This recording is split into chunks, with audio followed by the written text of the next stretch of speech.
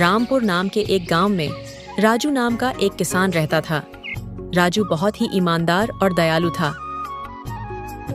राजू रोज अपने खेतों में काम करता था और उसी से अपना घर चलता था। राजू के पास एक बैल था जिसका नाम भीमा था, जिसकी मदद से वो अपनी सारी खेती किया करता था। भीमा, तू जल्दी जल्दी ये हरे घास खा ले, उसके बाद हमें खेतों पर भी जाना है। तू तो जानता ही है हमें कितना सारा काम है। इसी खेती के सहारे तो मैं अपना जीवन बिता रहा हूं।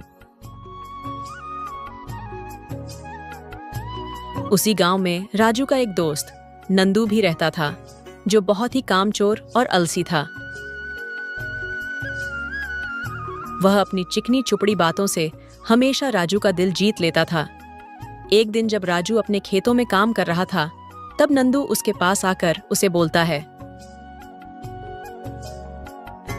अरे राजू, कैसे हो मित्र? अरे भाई नंदू, यहाँ कैसे आना हुआ? मैं तो बिल्कुल ठीक हूँ। भगवान की कृपा से सब अच्छा चल रहा है। तुम बताओ भाई, तुम कैसे हो?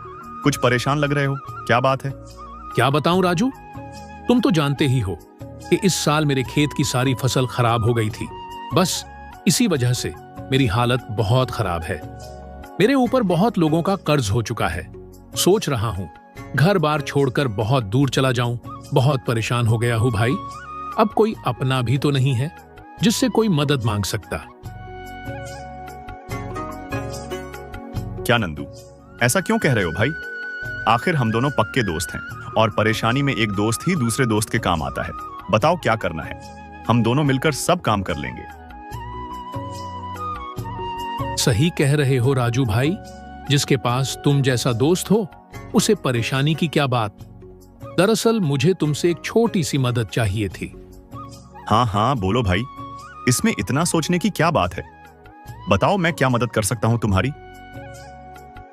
राजू, क्या तुम अपनी बैल मुझे कुछ दिनों के लिए दे सकते हो? दरअसल मुझे अपने खेत में नई फसल उगानी है। इसके लिए मुझे तुम्हारे बैल की जरूरत है। बदले में मैं तुम्हारी बैल की अच्छे से देखभाल करूंगा। तुम चिंता मत करना, मैं तुम्हारे बैल को जल्दी ही वापस लौटा दूंगा। राजू को नंदू की ये हालत देखकर बहुत बुरा लगा। वह दिल से चाहता था उसका दोस्त इस मुसीबत से बाहर निकल जाए। बिल्कुल नंदू भाई, तुम मेरा यह बैल ले जा सकते हो। मैं अपना बचा हुआ काम बाद में कर लूंगा। मेरे लिए सबसे जरूरी काम अभी यही है कि मेरा दोस्त इस परेशानी से बाहर निकल जाए। अगर कुछ और चाहिए तो वह भी बता देना। किसी भी चीज की टेंशन मत लेना। धन्यवाद राजू, तुम दोस्त नहीं भाई हो भाई। आजकल ऐसी दोस्ती कहां देखने को मिलती है।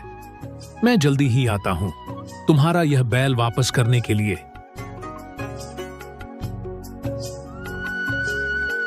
नंदू खुशी खुशी राजू के बैल को लेकर चला गया, लेकिन उसे वापस करने का उसका कोई इरादा नहीं था। उसके मन में काई खुराफात चल रही थी।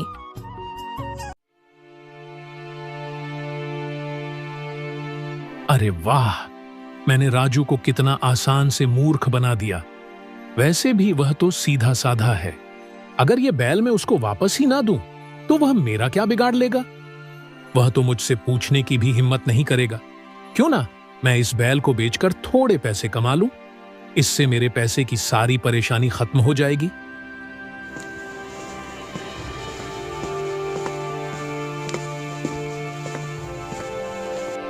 नंदू ने उस बैल को बड़े व्यापारी को बेच दिया। अरे वाह, आज तो मजा आ गया। इस बैल के तो अच्छे खासे पैसे मिल गए।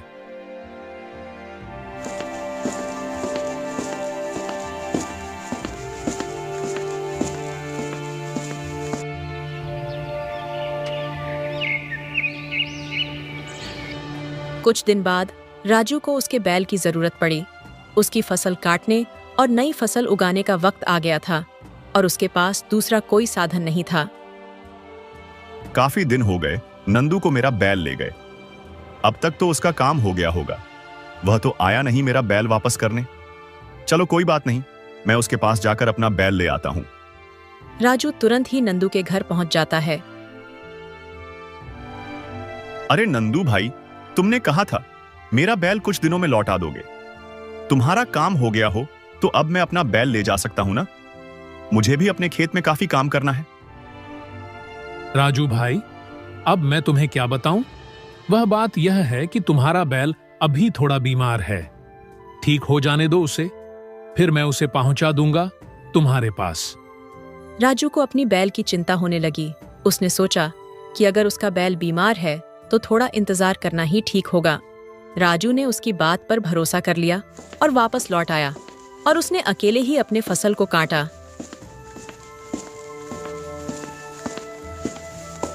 कुछ दिन और बीत गए, लेकिन नंदू ने अभी तक उसका बैल वापस नहीं लौटाया था। राजू को खेत की जुताई के लिए उसकी बैल की जरूरत थी, इसलिए वह फिर से नंदू के घर गया। नंदू, मुझे अपनी बैल की जरूरत है भाई। मुझे मेरा खेत जोतना है। क्या मेरा बैल अब ठीक हो गया है? क्या राजू भाई, मैंने उसे अभी अभी बाहर चरने के लिए भेजा है। एक काम करो, तुम कल आना। राजू को नंदू की बातों पर थोड़ा शक हुआ, लेकिन उसने एक दिन और इंतजार करने का निर्णय लिया और वहां से चला गया। रास्ते में उसे एक बूढ़ा मिला जिसने राजू को बुलाया और बोला, राजू बेटा, मैं तुम्हें रोज नंदू का घर जाते हुए देखता हूं। शायद तुम्हें पता नहीं है कि नंदू ने तुम्हारी बैल एक बड़े व्यापारी को बेच दिया है। मैंने दूसरे गांव के एक बड़े व्यापारी के साथ देखा था। बेटा, तुम्हें उस दुष्ट नंदू की बातों में नहीं आना चाहिए था। बूढ़े आदमी की बातें सुनकर राजू की आंखों में आंसू आ गए। बाबा, मैंने तो नंदू को अपना सच्चा दोस्त माना था, लेकिन उसने तो मेरी दोस्ती का फायदा उठाया है। पर अब मैं ऐसा नहीं होने दूंगा। वह मेरा बैल खुद वापस लौट आएगा। बाबा, क्या आप मेरी एक मदद कर सकते हैं? हाँ बेटा, बताओ मैं क्या कर सकता हूँ। राजू उस बूढ़े आदमी को सारी बातें बता देता है कि उसे क्या करना है और फिर अपने घर चला जाता है। कुछ देर में नंदू उसी रास्ते से गुजर रहा था। तभी वह बूढ़ा आदमी उसे देखता है और अपने पास बुलाता है। क्या बात है बाबा, आपने मुझे इस तरह रोक करके क्यों बुलाया? हाँ बेटा नंदू, बात ही कुछ ऐसी है। मैं कई दिनों से देख रहा हूँ राजू रोज तुम्हारे घर पर किसी बैल के लिए आता है। हाँ बाबा, पर बात क्या है? बेटा, अभी थोड़ी देर पहले मैंने उसे किसी से बात करते सुना है कि उसे यह बैल को उसे एक साधु महात्मा ने दिया था और कहा था कि जिसके पास भी ये बैल रहेगा उसकी खेत फसल से लहलहाती रहेगी और उसके खेत में कभी सूखा नहीं पड़ेगा। क्या क्या बात कर रहे हो बाबा? हे भगवान, हाँ मैंने क्या कर दिया? जरा से पैसे के लिए मैंने अमीर बनने का मौका गवा दिया। अभी जाकर उस बैल को वापस ले आता हूं। बस उस आदमी ने उस बैल को कहीं बेच न दिया हो। नंदू उस बैल को लेने उस व्यापारी के पास पहुंच जाता है। जब वो उस बैल देखता है तो उसकी जान में जान आती है। चलो, यह तो अच्छा है कि इस व्यापारी ने उस बैल को बेचा नहीं, लेकिन अब मैं बैल को लेकर जाऊं कैसे? हाँ भाई नंदू, मैं तुम्हें ये बैल देना तो नहीं चाहता, क्योंकि ये 10 आदमियों का काम अकेला ही कर देता है मेरे खेत में। लेकिन फिर भी अगर तुम इसे लेना चाहते हो तो मैंने इसका एक उपाय निकाला है। मैं तुम्हें बैल तभी वापस दूंगा जब तुम मुझे इस बैल के 3 गुना पैसे दोगे। मंजूर है तो बोलो। बेटा नंदू, यह 3 गुना पैसे तो बहुत कम है उस दौलत के सामने जो इस बैल से मुझे मिलाने वाली है। जल्दी से इसे पैसे दे और निकल जाए यहां से।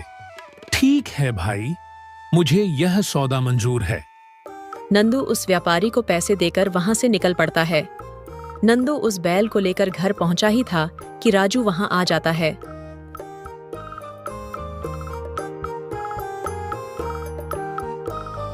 नंदू भाई, लगता है मुझे आज मेरा बैल मिल ही जाएगा।